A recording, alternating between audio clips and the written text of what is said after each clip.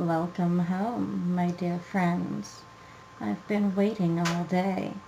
Now please take your seats, and whatever you do not answer the door.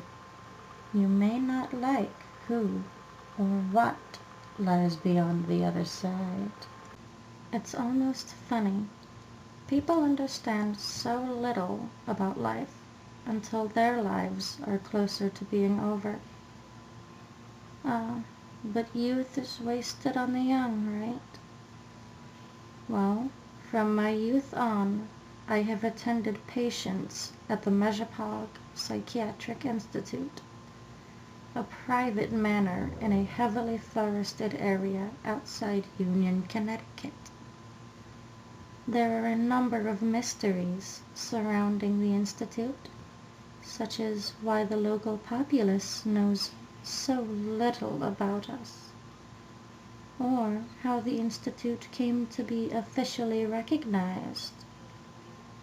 But I fear I may understand only the mystery surrounding the longest and currently only residing patient, Mr. Olson.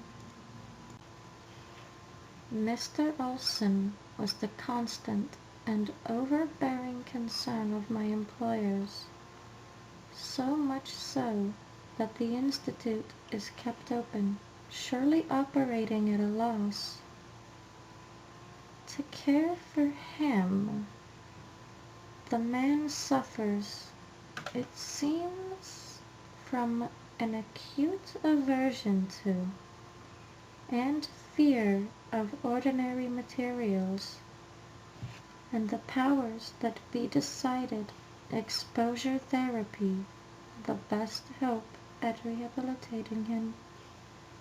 Thus, there were a number of peculiar rules surrounding his care, most of which infuriated Mr. Olson to no end. No less than 3 large thermometers hung off adhesive hooks inside the door of his room, all older models filled with mercury. He claimed an allergy to mercury, which would cause him to break out in hives. But since the mercury was contained and no hives were observed, the allergy seemed to be a part of his condition.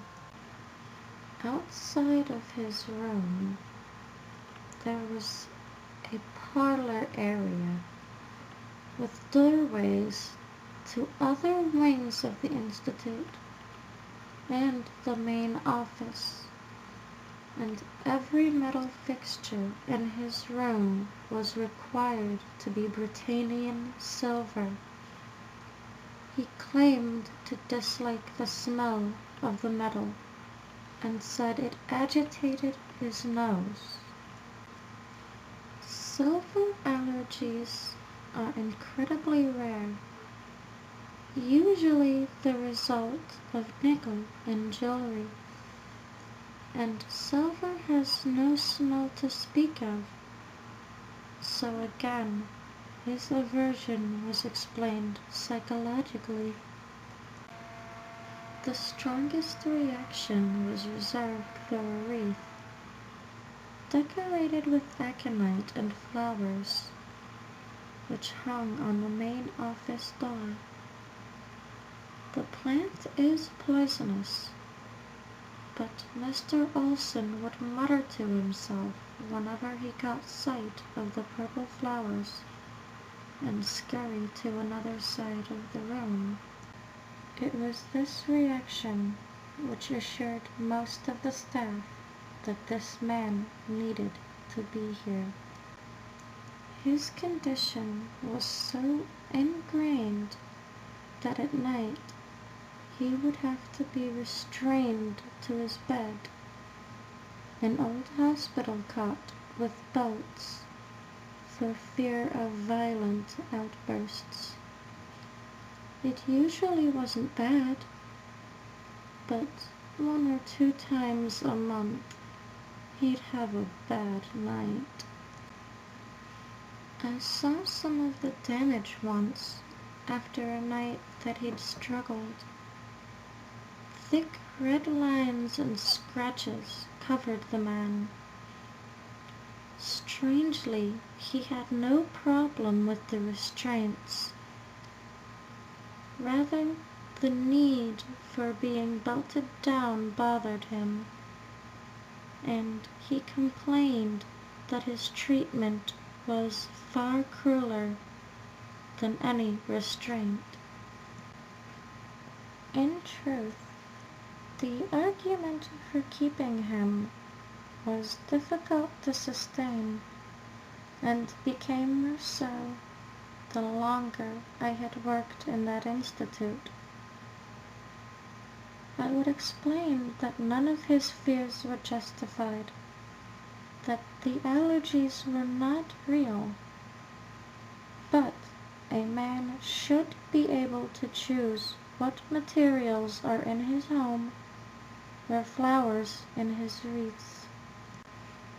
I eventually became sympathetic to his complaints.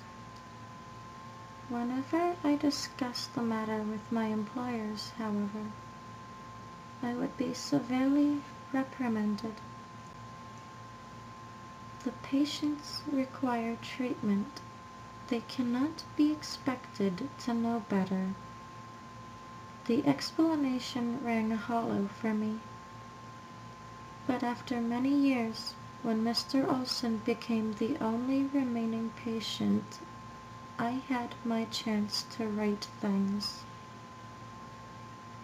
I am now the director of the Institute with a handful of staff, and I resolved to run things much better. So 1 week ago, I started to make the changes. First, I removed the thermometers. They popped off with a loud snap, like when one snaps a belt to intimidate a misbehaving child. Mr. Olson seemed instantly happier. Over the next few days, I removed all of the silver, replacing it with brass. The sounds of metal clanging against metal filled the building and my ears with ringing, clashing, and banging noises. Finally, I removed the wreath, and the door creaked loudly. The old wood groaned as I took out the nails holding up the decorative piece. The nails were making the door creak. The creaking, the groaning. It's so loud. His nails, his claws, they're battering the wood, causing it to groan as it breaks.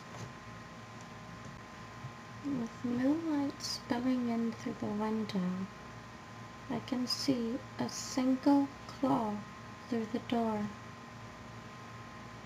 It's almost funny. Only now, at the end, do I finally understand why my employers were so hell-bent on surrounding Mr. Olson with quicksilver, silver, and wolfsbane. I hope you enjoyed tonight's story.